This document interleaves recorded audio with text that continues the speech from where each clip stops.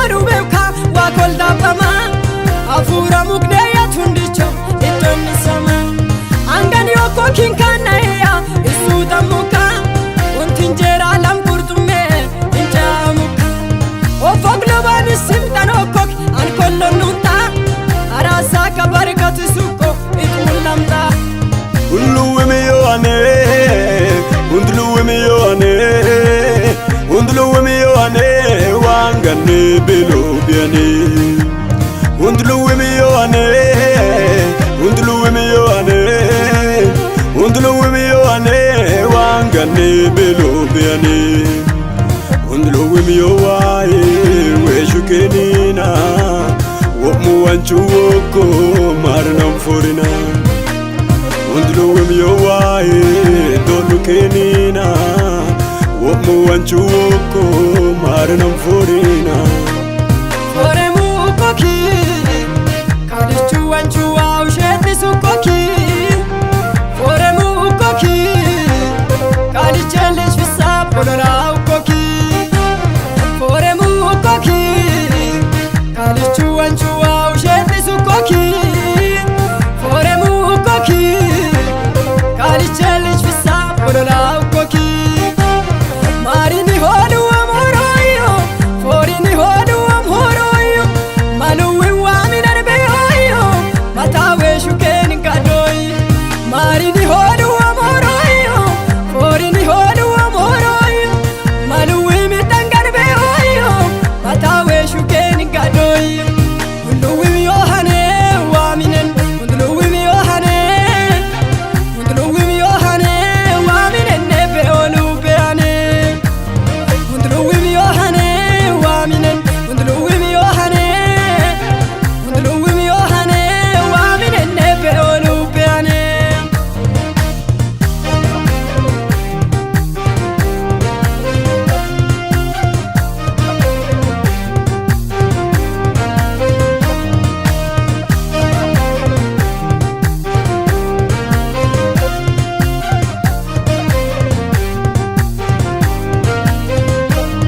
Udman maibebe yone la safuraka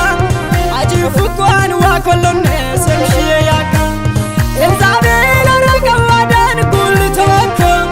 Isangan leho manise atiye yuko Iman kolini kargay sagar kiya waruko Afalachi nara kiragan labamo yuko Atga gomi matove yuko ite age yuko Esagaran nelas amma nama kota ulu Asmachesa gogan firuko Aratin gambau Ekeno maluta muko Hanmataken kitlakat yuk Akazi aza sebeyo Beul zebulbe Akiron wabe Malenat yamuk Chaku kokro moda balehe yuko Israel dulan molan yoko yuk Insedit algis dilitobe an leto hane yuko Wayuka wachuka kazazina dadadut manaseu Wamanchukis hindiya muku yam atile yamuko Wamanchumlas manigirdila itarona yuko Elas wamachesa imani girasa baragargulu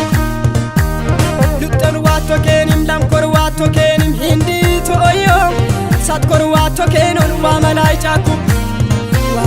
Wamancho mato shuntinomo Ilagen ken forim ki ilagen nete Ono ifori ka ken fori ki ilagen ne Gejibsi donat Yama unta muka asaman kakisom elas bey waruko Baddito be isama girdille yuk Aga gatanu la edai wajuko Idlok bir firoten akazazileu Foremu koki